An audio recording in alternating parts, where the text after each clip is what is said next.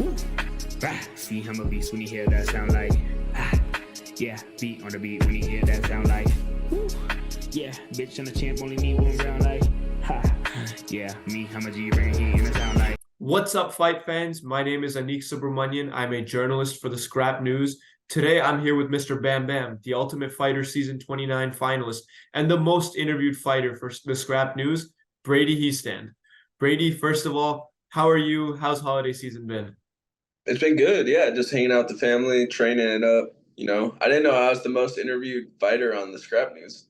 That's kind of Yeah, cool. yeah, with my man Jake, Jake Noaker for like the last couple months. Oh yeah, yeah. That's awesome. Yeah, no, I was literally like doing research, studying his tape. So, no, it's great to talk to you. Now, any big holiday plans coming up?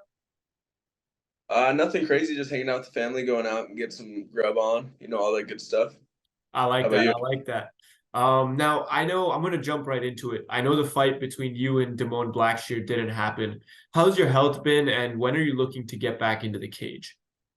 Yeah, yeah. That was a bummer. I ended up getting a pretty gnarly staph infection on my leg a couple weeks out from that fight, and it was affecting my weight. It was affecting the way I was training, and then it turned into, it got pretty bad, and the doctors ended up not clearing me for that fight, which was a bummer. But yeah, as far as like fighting next, I'm ready to go whenever. I feel like my weight's good. If I get a little bit of a camp just to get my weight down and get in good shape, I'm ready to fight the beginning of next year, January, February, anytime like that. Now, speaking of early next year, there was a leak about a rumored matchup against Rinya Nakamura. Is there any truth to that, or how would you feel about that matchup if it's not true? I actually don't. I haven't heard anything on my end, so that one was news to me. So yeah, I saw the leak on that, but I have no idea. I'm down for the matchup. I know he's a strong wrestler, and he hasn't been tested in the UFC yet, so I think it would be kind of an interesting matchup. I think he was on like the Japanese junior wrestling team or something along those lines. But yeah, he seems like a fun fight, maybe entertaining for the fans. I think it would be a lot of fun. Really great grappling exchanges. Now, speaking of where you come from, you were born and raised in Spokane Valley, Washington. I'm wondering, what's your favorite landmark within the state? Because I recently hiked Mount Rainier and I absolutely loved it. Oh yeah, Spokane's, or I mean, I guess Washington's amazing. I think the coolest thing I've done as far as like landmark is I hiked to the base camp of Mount Wow. Olympus. So that was really cool. That was probably the coolest one for me. It was like I think it was like 25, 30 miles in. Um, but yeah, I think that's the coolest. Other than going to Seattle, seeing the Space Needle, it's a pretty cool state. Yeah, no, it's beautiful. I'd love to visit again. Now, speaking of the state, are you a big Seahawks fan? They had a tough loss, but in a fun game against the Cowboys last night.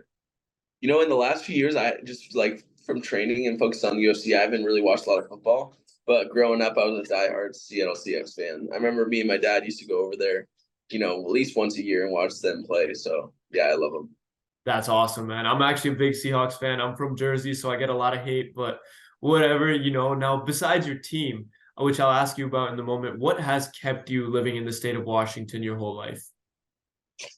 I just love it here. I'm really close to my family. We got a strong bond. Ever since my dad died, me and my brother have been really close. My mom's always been there for me, so it'd be hard to leave my family behind. Um, I still get to travel. I go to Vegas a lot and get a lot of good high level training there. Mm. And then on top of it, my team's here. Rick Little's my head coach. Ashton Charles and Mike Chiesa, Sam Cecilia. They're my best training partners. So there's no reason for me to leave if I can travel down, get some good looks in Vegas. Hang out with some good guys down there. But Spokane's my home, and I don't plan on leaving anytime soon. I love that. A homegrown champ out of Seattle. I mean, the state of Washington would be great. Now, speaking of Michael Chiesa, he's a funny guy. He's been a great UFC fighter. What's your funniest story with him? My funniest story with Mike. Oh, that's a good one. Huh. We'll have to circle back. I'll have to think about that one because I wasn't ready for that question. So let's circle back to that one, okay? I got you. I'll ask that at the end. Now, going into your teammates at Sick Jitsu, who are the best rising prospects that the world doesn't necessarily know about yet that you'd like to give a shout out to? Oh yeah. So, some shout outs. Number one is my main training partner, Ashton Charlton. He fights at 170, maybe 155 in the near future, but he's got some killer hands. Always got good grappling up here in Washington. But yeah, he's a high prospect. He's a year younger than me. He's 23 years old, but he's a savage. So be on the lookout for him. Melissa Maya, she fights in Combate America. She's 6-0 pro. She's a little savage, 115er. So I can imagine, maybe she makes a big run out over there in Combate, or one day makes in the UFC. Wouldn't surprise me either way. And I guess the last one I would have to say is probably my training partner, Alvin. I can't pronounce his last name off the top of my head, but he's a killer. If you look on my Instagram, you'll see him. He's at 125er. He's a savage. I like that. Maybe one day all of you would be on the same UFC card in the Pacific Northwest. That would be really cool. That'd be cool if they came back to Seattle again. It'd be awesome if we had a bunch of Washington fighters fighting in Seattle. That would be a lot of fun. Maybe Chiesa could have his retirement fight in a couple of years there, and he could headline the card. I would love to see all of you guys fight under him.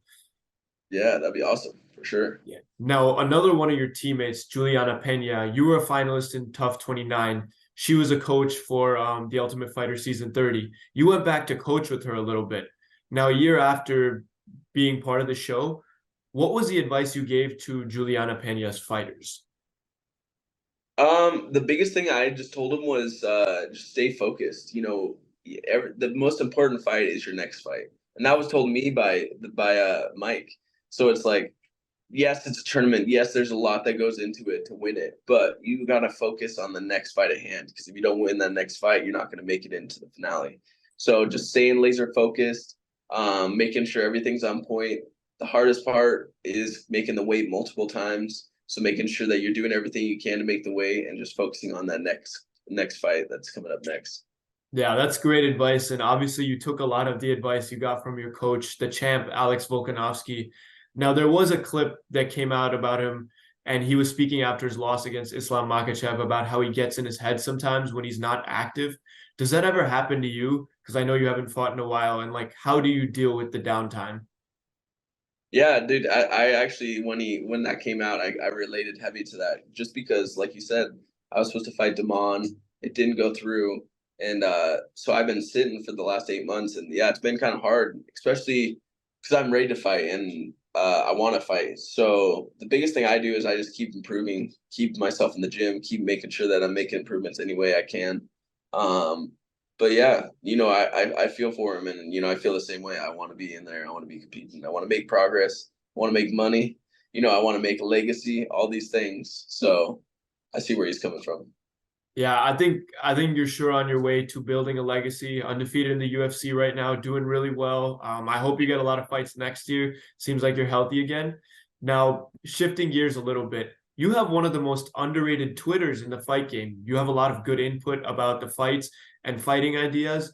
Do you have any aspirations of being a matchmaker or a commentator one day post-fighting career? Because I think you'd be pretty good at that. Oh, I would love to. Yeah, one of my I'm the first thing is I'm a fan of the UFC. I'm a fan of MMA, and so that comes first, and then I'm a competitor, and I love, obviously, I'm just immersed in this sport completely, so it's just easy to talk about fights. And to be a commentator would be cool, when I already sit around, watch fights, and talk about it with my friends. Might as well get paid and do it on TV. So yeah, one day I think that would definitely be a career path for me. That would be really cool to see down the line. Now, another guy you tweeted about is our guy from the Scrap News, Ben the Bane Davis. Who do you think he should be fighting next on the Misfit scene? Ooh, that's a good one. He has really no limits. He's already fought Anderson Silva's son, so yeah. Who else is there? I don't know. He could make a fight with anybody. So I'm excited to see who he gets matched up with next. But yeah, I think it's wide open for that dude. I totally agree. I think he's the leading charge of us young journalists. We're all the same age, graduated the same year. So seeing him kill it inspires all of us to do it too. And I'm glad he's getting the boxing money too. Now I'm going to ask you another fun question. I know you're also competing with my man Jake Noaker for the best mustache in the fight game. I know you got some good luck behind it during your fight weeks. Would you ever bring back the long hair though? I actually got a funny picture of you that I dug up from your Instagram, but would you ever bring back your hair like this? Oh shit. Maybe I should. I don't know. I'm digging the short hair. It's a little bit easier when I'm training. That was like when I was just getting into jiu-jitsu, and it sucked because it was always getting stepped on and everything. So, maybe one day I'll bring it back. I don't know. But the mustache, I'm undefeated, Brady with mustache. So maybe I'll bring it back for this next fight too. I like that. I like that. Now, I'm gonna ask you a couple more. In your last fight, you came back, you had a great comeback knockout victory. You said you have to kill me in the octagon to beat me. Is there anything you went through in life, like outside of the cage, that made you so tough physically and mentally? I don't I'm not sure if there's anything particular that I think a big part of it is how I train. I'm just a grinder. I train all the time. I train, like I said, I'm always ready. I train year round.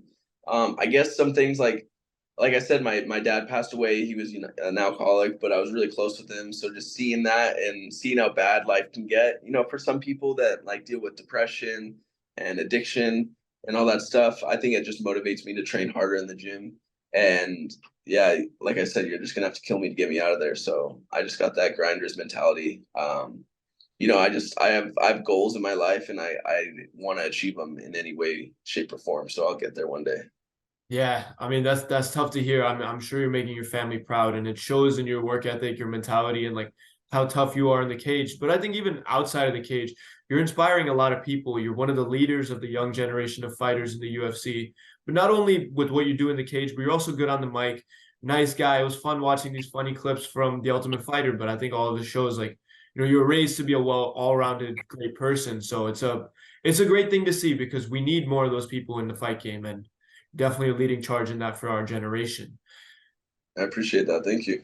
Yeah, of course. And I'm gonna get you one more, circling back to this question.